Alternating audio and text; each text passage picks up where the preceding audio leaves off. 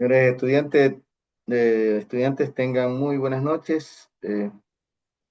Estamos por dar inicio a la clase número 2 de levantamientos topográficos. Es un verdadero poderles servir en esto. Pues vamos a iniciar tomando la asistencia. Por favor, mucha atención para responder la lista. Nelson Ábalos, Presente. Víctor Hugo Cataija, Caita, Víctor Hugo Caita,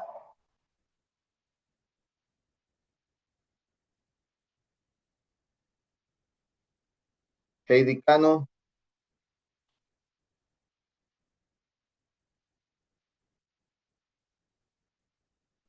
Presente. Alan Carranza, Presente, ingeniero. Victoria Freire, Presente.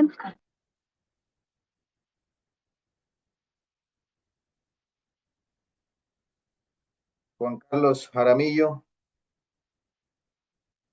Buenas noches, presente. Ángel Macías,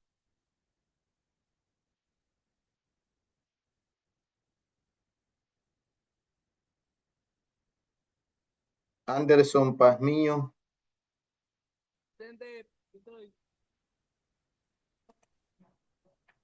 Patricio Peña Herrera,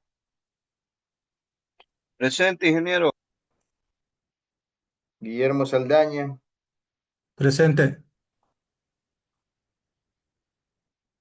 Carlos Sotomayor, Presente.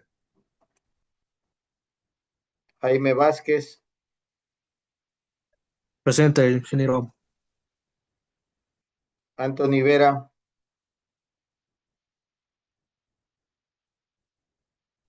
Presente, ingeniero. Jorge Luis Villavicencio. Presente, ingeniero. Bien.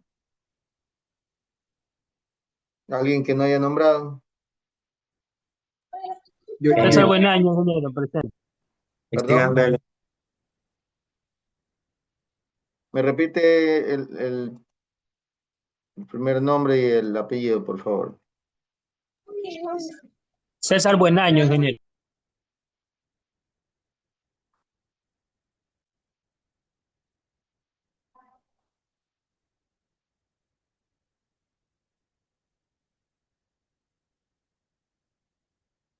¿Quién más? Yo, ingeniero. José Lor.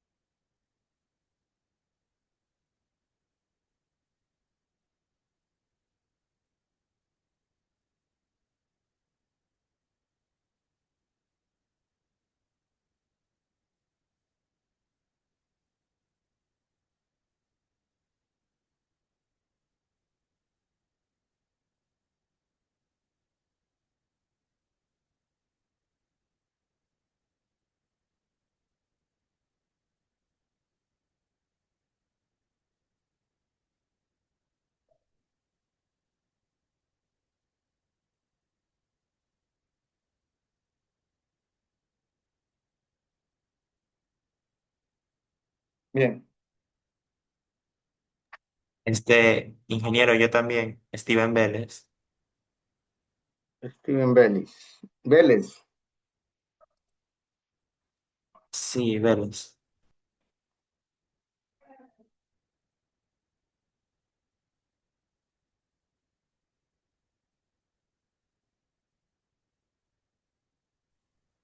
Ingeniero, buenas noches. Yo también, Yalmar Zambrano. Yanmar Zambrano. Sí, correcto.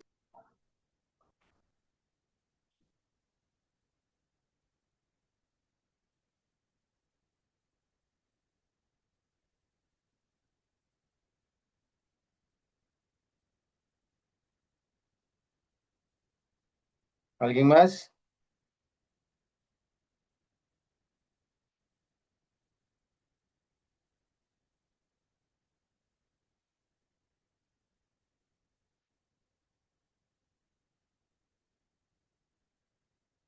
Bien.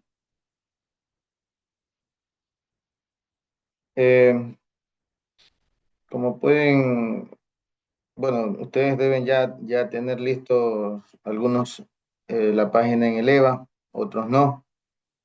Los que nombré, obviamente son los que me aparecen en la página y de todas maneras tomo la asistencia de quienes aún no constan en la página.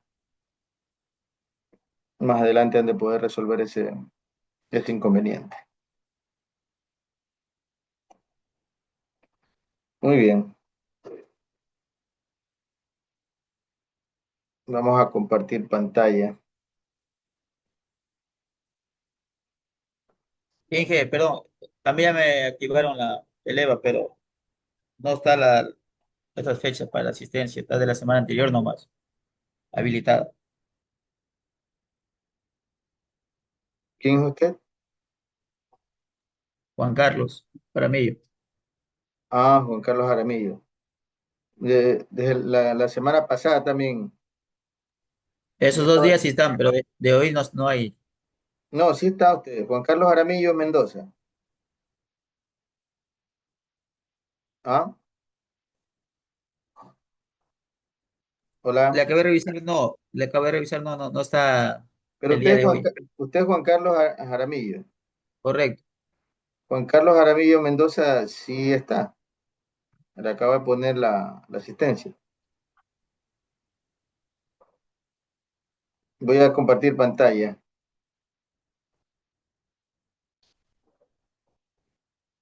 Aquí está, ¿verdad? Observa.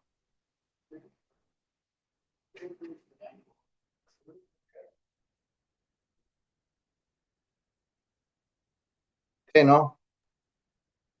A lo mejor voy a actualizarle. Claro, tal vez le toque actualizar. Ya,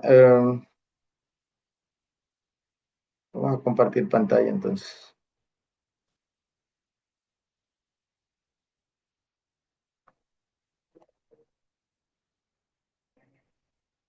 Bueno, como pueden apreciar ahí, hoy día vamos a hablar un poco de lo que son el sistema de coordenadas.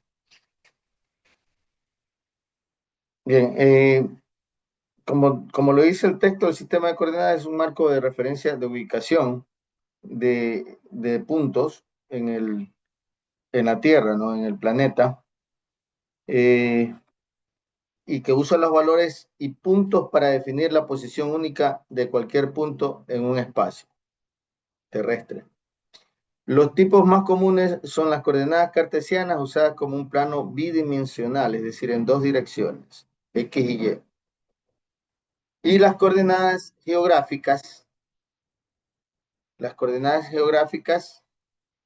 que son la latitud y longitud en una esfera para ubicaciones terrestres. Otro tipo importante es el de coordenadas proyectadas, que transforma la superficie de la curva de la Tierra en un plano 2D utilizando coordenadas rectilíneas. Como detalle, podemos observar aquí, por ejemplo,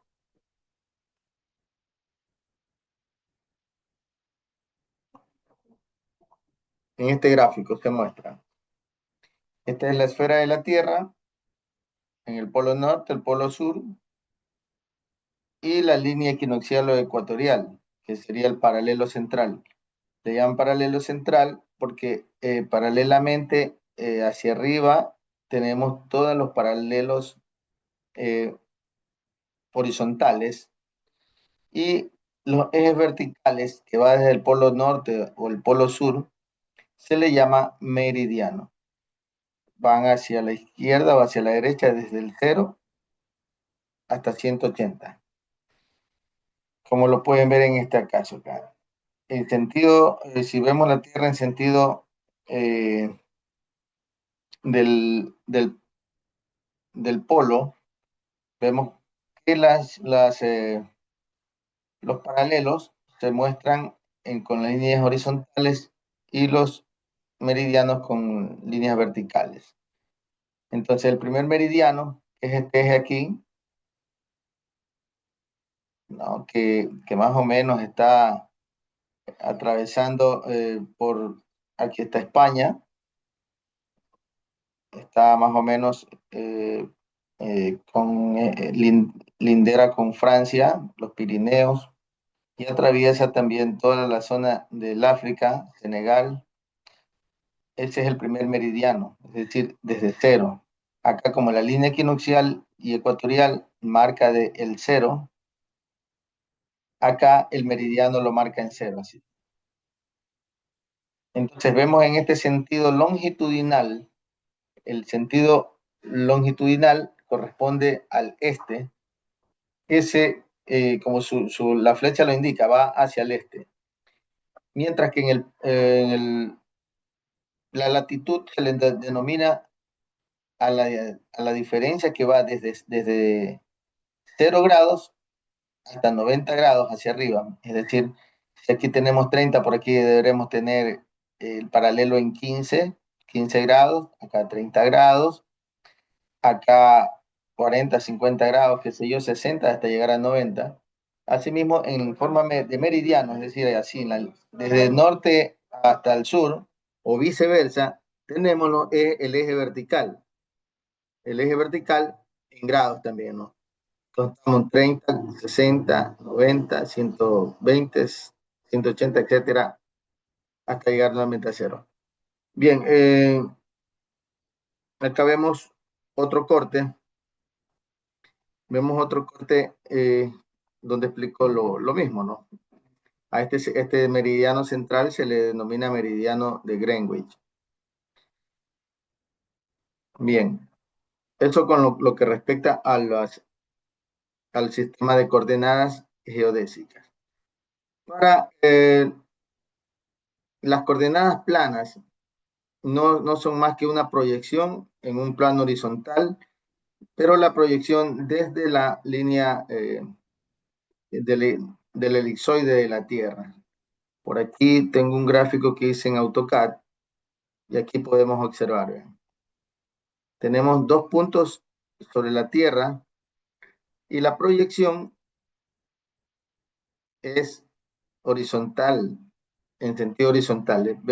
Siempre que vemos un plano lo vemos en forma horizontal, en X y Y.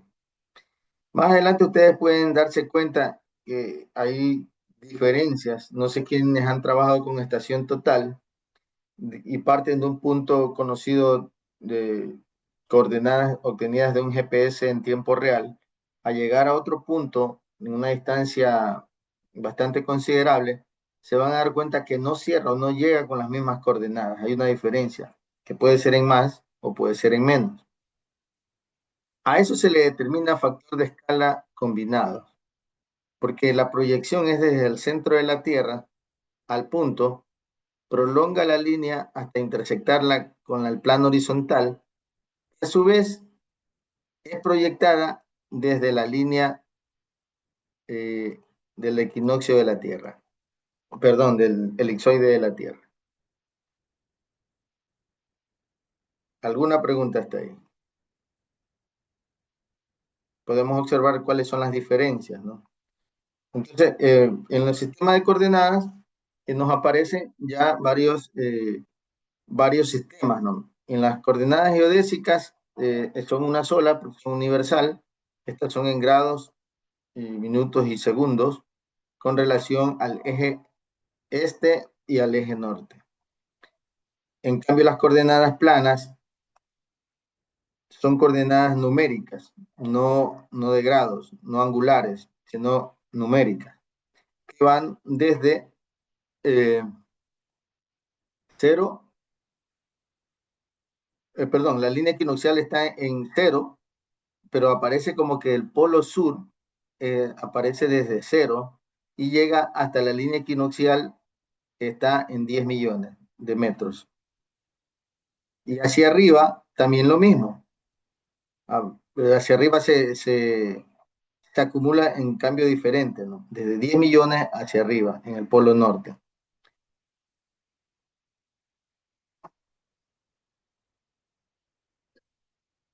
Esto es lo que tiene que ver a las sistemas de coordenadas. Antes de continuar con las distancias, voy a mostrarles algo también. Ustedes cada vez que trabajan con un GPS, obtienen el sistema de coordenadas. El sistema de coordenadas, que es plana, viene dada con coordenadas cartesianas o coordenadas rectangulares, que son, para nuestro caso, las UTM-WGS del sistema 84. Hay también GPS, perdón, las UTM WGS 84, 56 y sucesivamente. Acá nosotros en el Ecuador usamos las coordenadas UTM WGS 84, pero estas coordenadas están dado por zonas, sectores. Es decir, en zonas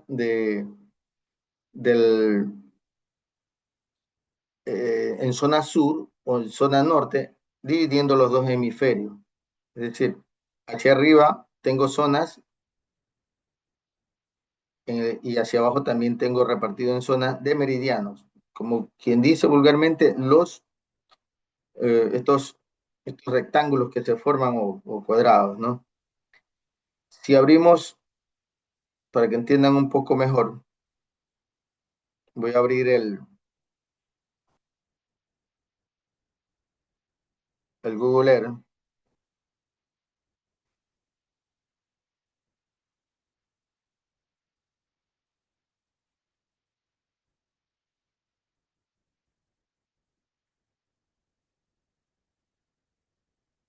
Para que se entienda mejor. Vean cómo está dividido. Aquí en el Ecuador, el cuadrante es la zona sur 17, porque la línea equinoccial es esta. ¿Ven? La línea equinoccial es esta, es decir, estamos hacia el sur, zona 17. Pero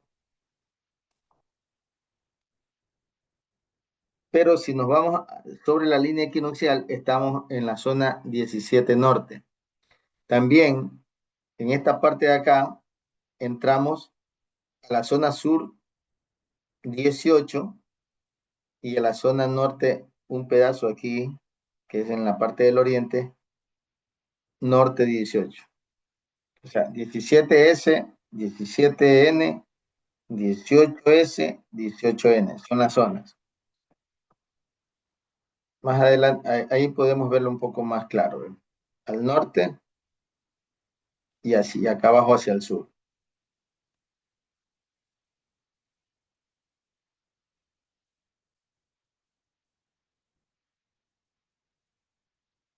Bien, este es en el sistema de coordenadas. Tenemos ahora las distancias elipsoidales y las distancias planas.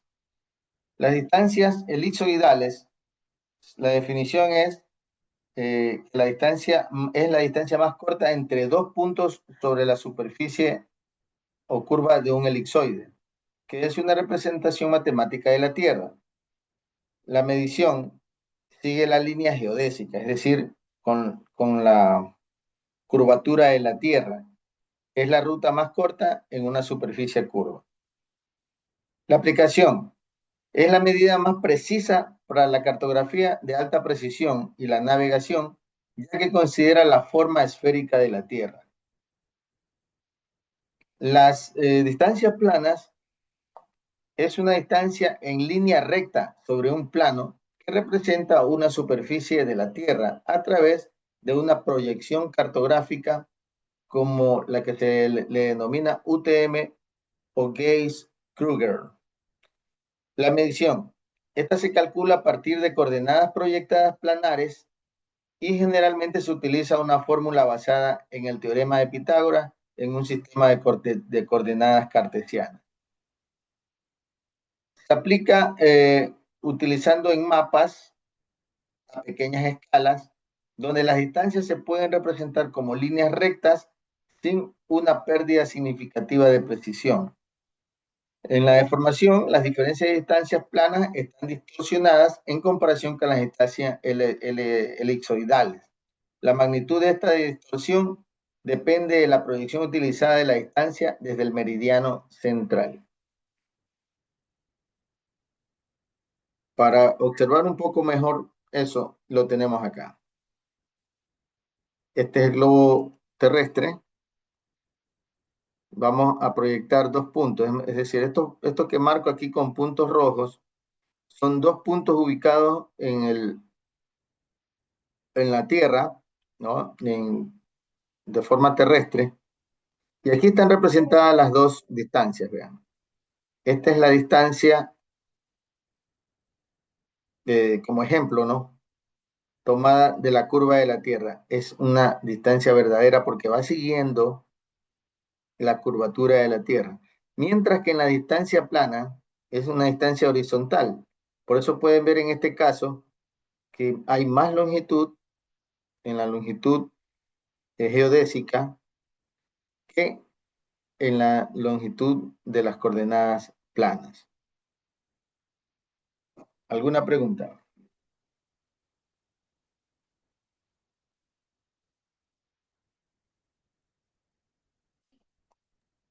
Una pregunta. Digan. Con respecto al gráfico al uno, la distancia que está inclinada, que se proyecta inclinada, ¿Esta?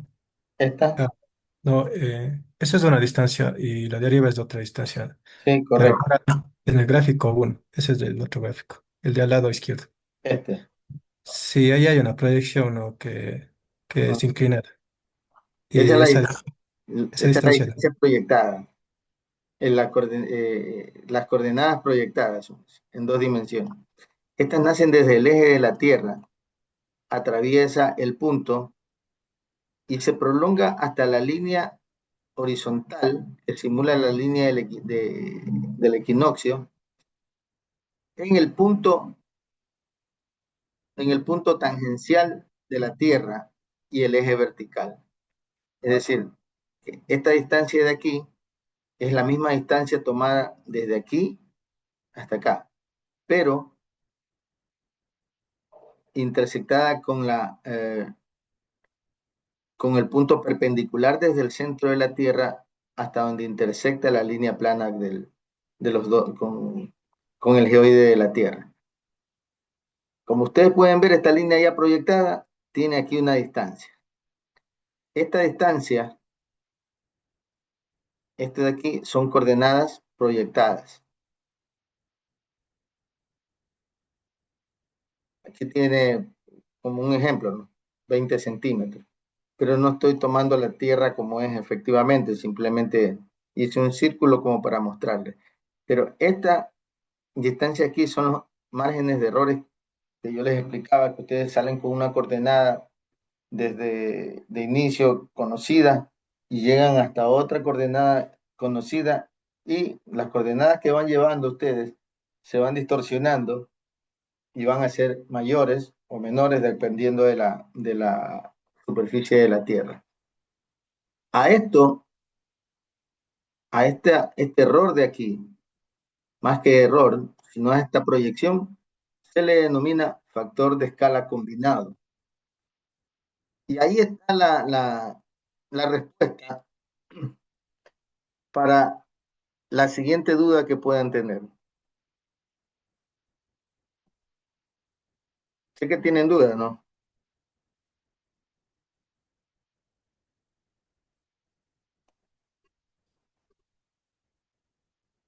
A ver, ya dijimos que esta es la distancia plana y dijimos que esta acá es la distancia geodésica.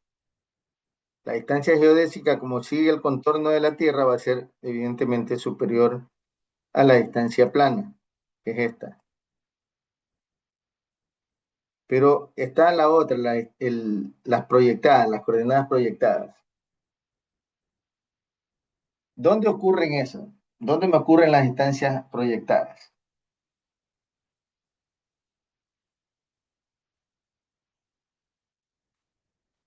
En la cartografía. Sí, es correcto. Pero en la cartografía ya tenemos las distancias proyectadas, las coordenadas proyectadas, se representan ahí. Pero ¿cómo yo conozco el origen de las coordenadas proyectadas? Vamos a decir una cosa. Yo tengo sobre la superficie del globo terrestre, tengo mis coordenadas obtenidas a través de un sistema GLONASS o GPS, X, Y, Z, en reales. Y tengo al punto de llegada otras coordenadas X, Y, Z de sistemas GLONASS o GPS. ¿Ustedes piensan que si yo hago un levantamiento con una estación total, parto desde este punto y sigo haciendo cambios porque la distancia es bastante larga para llegar hasta acá? ¿Ustedes piensan que si yo arranco con esta coordenada o inicio con esta coordenada que ingreso en el aparato, voy a llegar con la misma coordenada de acá? No va a llegar con los mismos valores de la coordenada, siempre y cuando no ajuste la estación para que tenga los parámetros del GPS y pueda llegar correctamente allá. Claro que va a haber el error, pero es mínimo. Eso es correcto. ¿Y cómo soluciono ese error?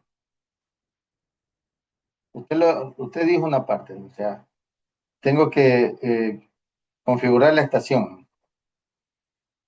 Claro, Usted hay lo un dijo. parámetro para ajustar en la estación, los mismos parámetros que sale cuando uno hace el postproceso, con esos valores se ingresa a la estación y puede casi cerrarlo. ¿Va a Exacto. ser el cálculo de la poligonal?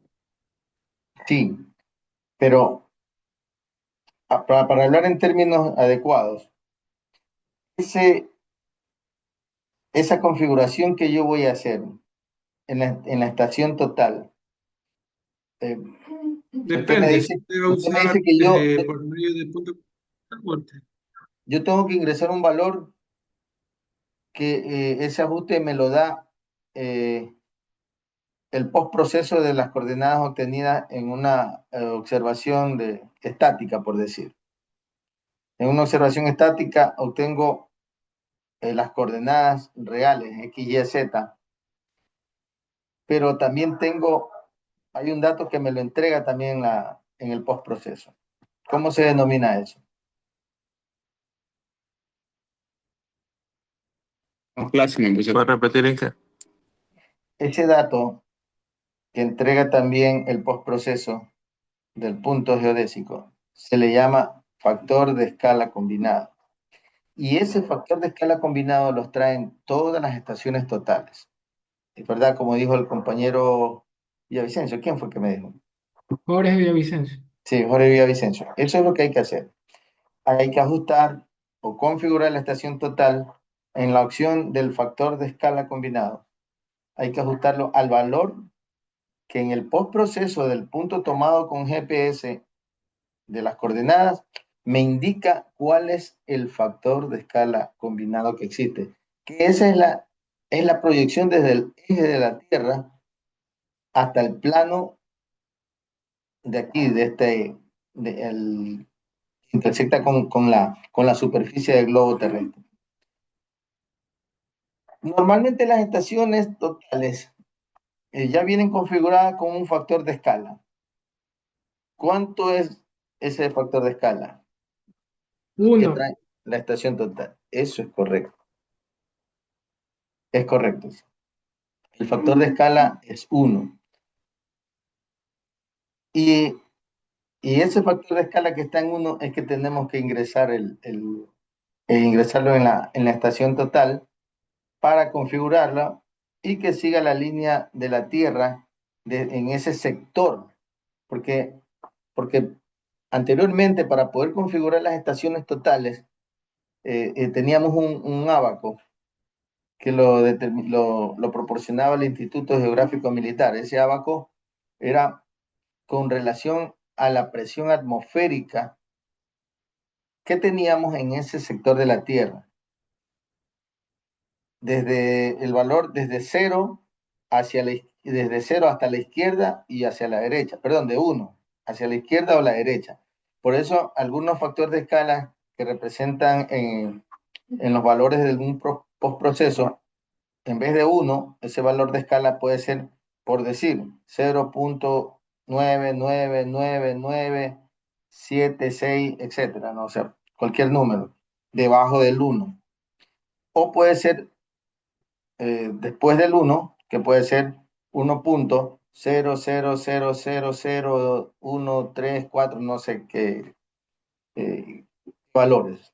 Pero ya les digo, eso depende de la posición o ubicación que tengamos en la Sí, superficie de la Tierra. una pregunta. Y una pregunta, pero yo tengo entendido que el factor de escala combinada también se da según el sistema geográfico que ocupemos. Por ejemplo, con el UTM, la misma estación o los equipos topográficos que uno ocupe se adapta a ese sistema. Sí, es correcto No porque son ecuaciones. Eh, Dependiendo de como lo que yo les indicaba en el Google Earth, ¿no? La zona que se encuentra uno ubicado. Por ejemplo, en la zona sur, 17 Sur, que es donde estamos ubicados la mayor parte del territorio ecuatoriano, eh, el factor de escala en esa combinación que hace con estaciones fijas, si vamos a hacer un postproceso es con triangulación del sistema de satélites, ya sean los rusos que son los GLONASS o los GPS que son americanos o chinos que también tienen, entregan esos valores que se combinan y determina el factor de escala dependiendo del sector donde estemos trabajando. Si es correcto, compañero Fernando, creo que fue, ¿no? Sí. Lo que les estaba dando a entender es que anteriormente, antes de existir esto, las primeras estaciones totales que vinieron, eh, les entregaban con un ábaco. En el manual del equipo en el que estaba un ábaco. Ese ábaco tenía ahí los valores que le pedían ahí, por ejemplo, en el sistema de coordenadas que estamos trabajando. Les pedía también la altura que estábamos trabajando sobre el nivel del mar con aproximaciones. Y ahí encontraba ¿cómo se llama? El factor de escala. Ya después, ya los GPS en tiempo real, ya la cosa cambió, porque ya tenemos el factor de escala combinado exacto. Pero este factor de escala combinado va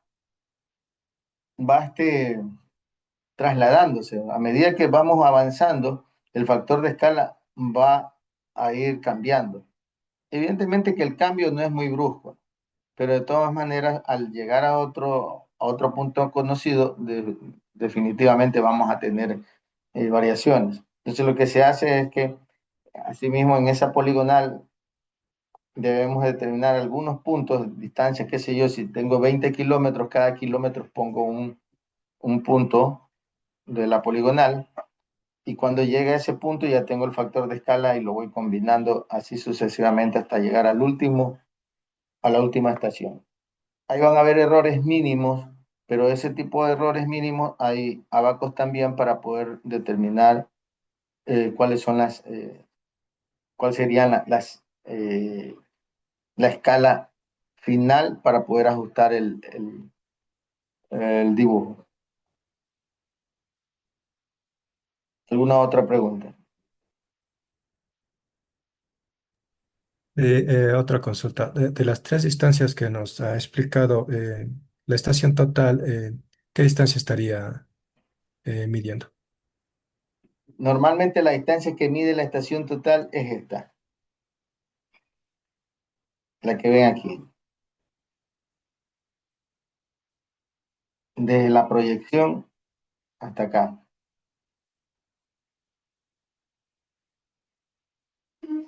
Claro, evidentemente que si ya modifica el factor de escala combinado en la estación, la distancia que vamos a tener es esta, es la distancia plana. Coincide el inicio y el fin, coincide con la distancia geodésica, que es esta de aquí, que sigue la curvatura de la Tierra, el inicio y el fin. Pero obviamente una distancia de arco es superior a una distancia horizontal en la proyección. No sé si respondí la inquietud. Sí, ¿y cuál sería la correcta? La que hay que obtener, la que sería la real. Dependiendo del sistema que usted trabaja, ¿no? Si trabaja con coordenadas geodésicas, vamos a obtener esta distancia. Si trabajamos coordenadas planas, vamos a obtener esta distancia. Pero la correcta siempre va a ser esta, la distancia geodésica. Es que esa es la que utilizan en la navegación.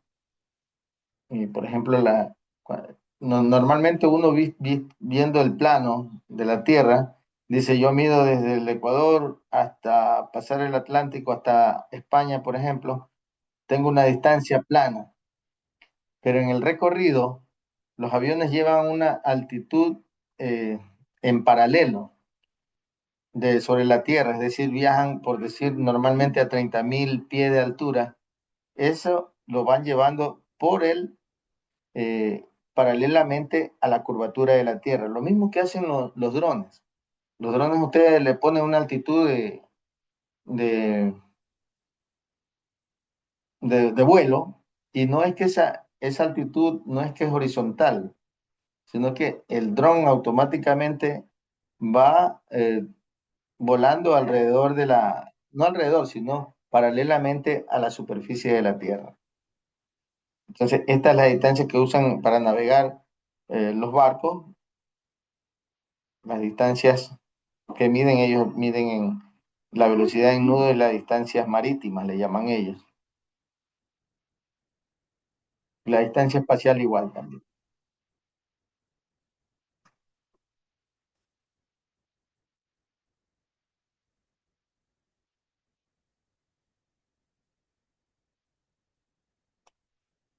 ¿Más preguntas? Bien, esto siguiendo un poco el, el sílabo del compañero Berenguela, que ya no está, se fue ya a trabajar fuera del país. Ahí seguiremos hasta terminar la primera unidad, que es con los errores de cálculos y el error humano, los tipos de levantamientos topográficos que hay, los instrumentos topográficos, los principios geométricos de los equipos y conociendo los equipos, estación total y nivel. Bien. Yo quisiera aquí un poco meter también el GPS, porque yo sé que eso lo va a dar o lo da otro profesor, creo. No sé, ¿quién les da el manejo con RTK o GPS?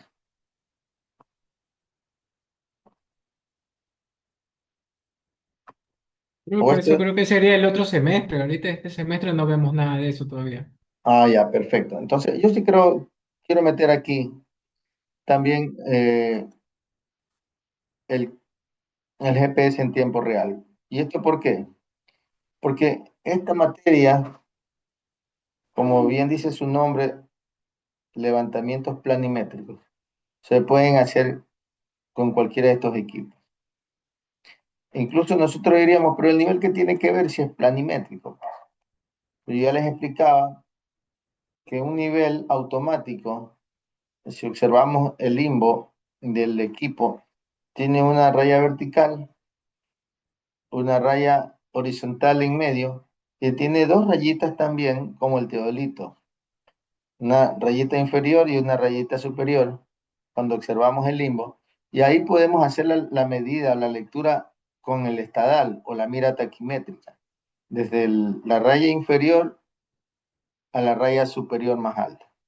Esa distancia que existe ahí en la mira taquimétrica se multiplica por 100, o resto las dos alturas, las resto, las dos lecturas las resto, y eso lo multiplico por 100, para trabajar con un nivel como un teodolito.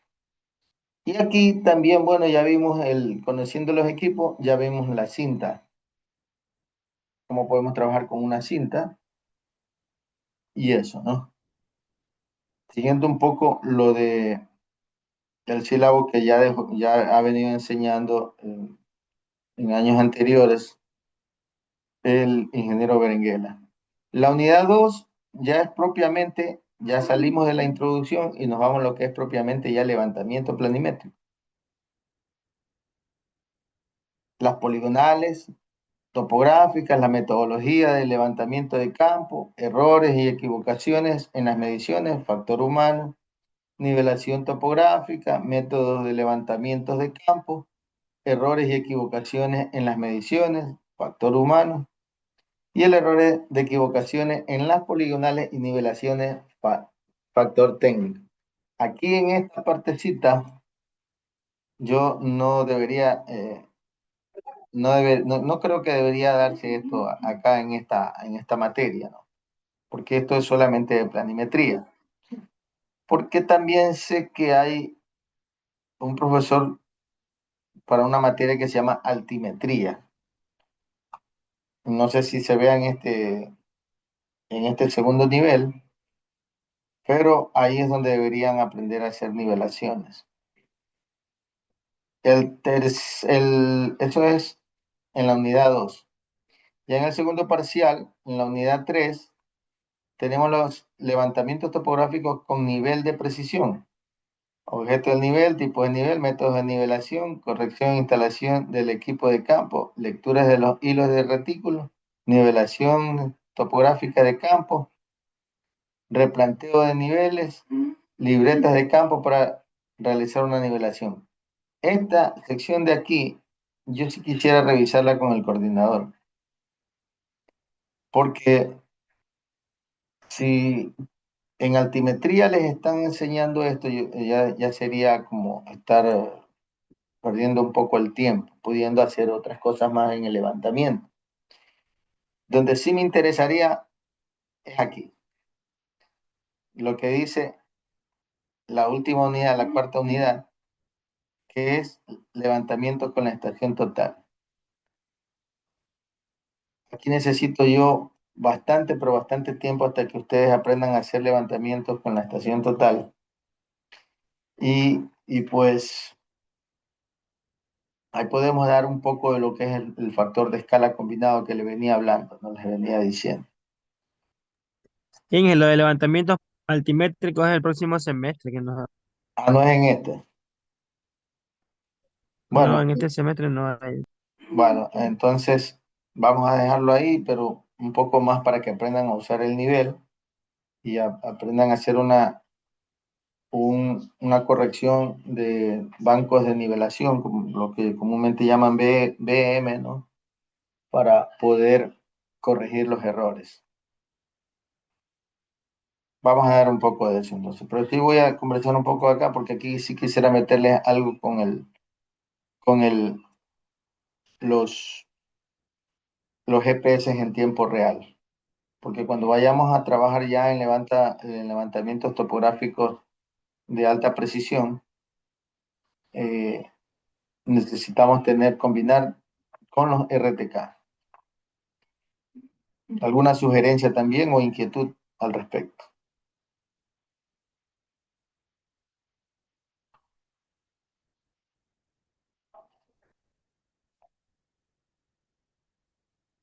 Ya.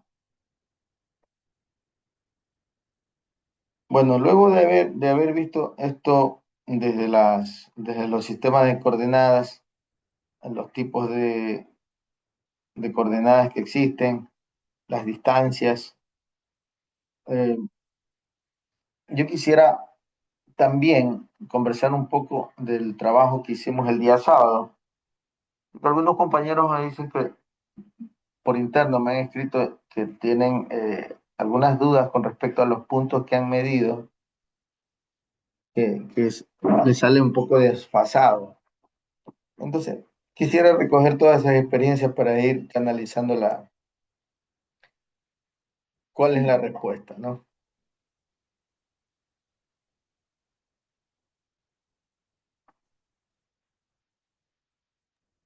No cerraba el polígono.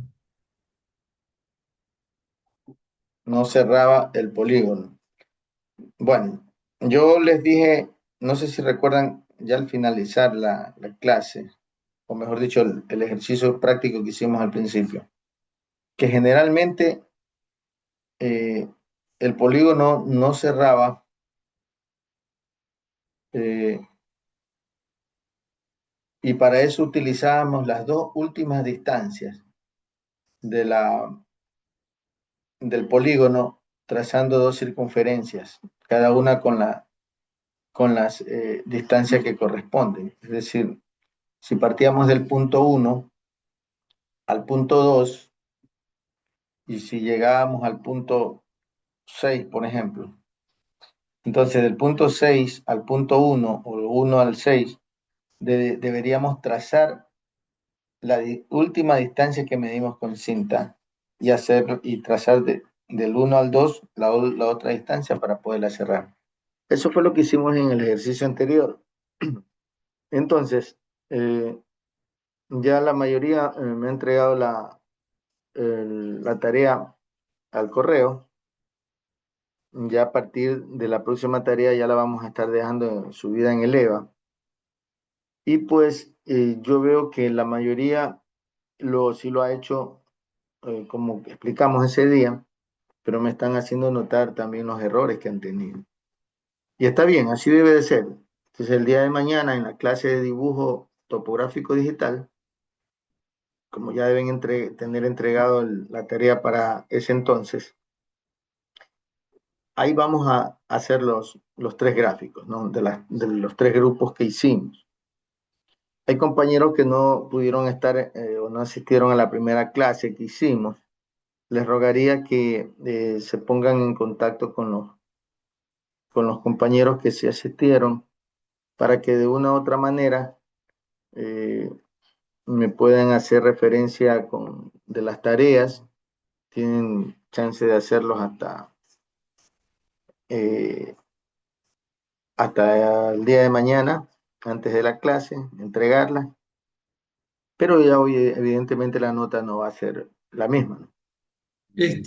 Podemos coger los datos de cualquier grupo. Sí, no me interesa que cojan los datos de cualquier grupo. Yo les decía algo ayer, perdón, el día sábado a los compañeros que estuvieron presentes.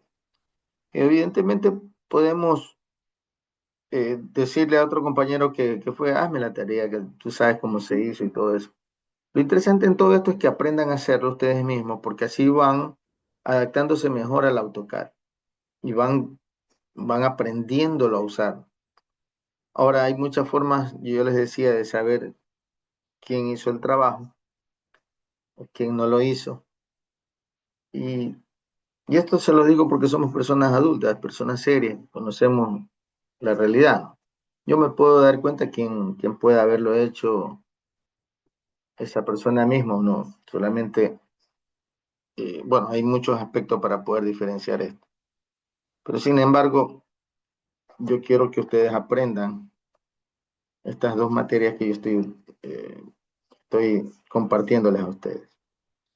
Entonces, se hicieron tres grupos y esos grupos hubieron dos grupos de 4 personas cada uno y otro grupo de 5. Así fue, ¿no? Sí, así. Ya, perfecto. Yo ahorita tengo 21 personas, digo 19 personas que asisten aquí al, a esta clase, ¿no es cierto? Entonces, yo voy a dejar de grabar y despedirme por medio de la grabación, pero vamos a continuar para tocar otros temas correspondientes a las próximas clases que vamos a ver. Ingeniero, una pregunta. Yo no puedo poner asistencia en el EVA. No pudo poner usted mismo la asistencia. Ajá. Ya les explico un ratito. Déjeme hacer un stop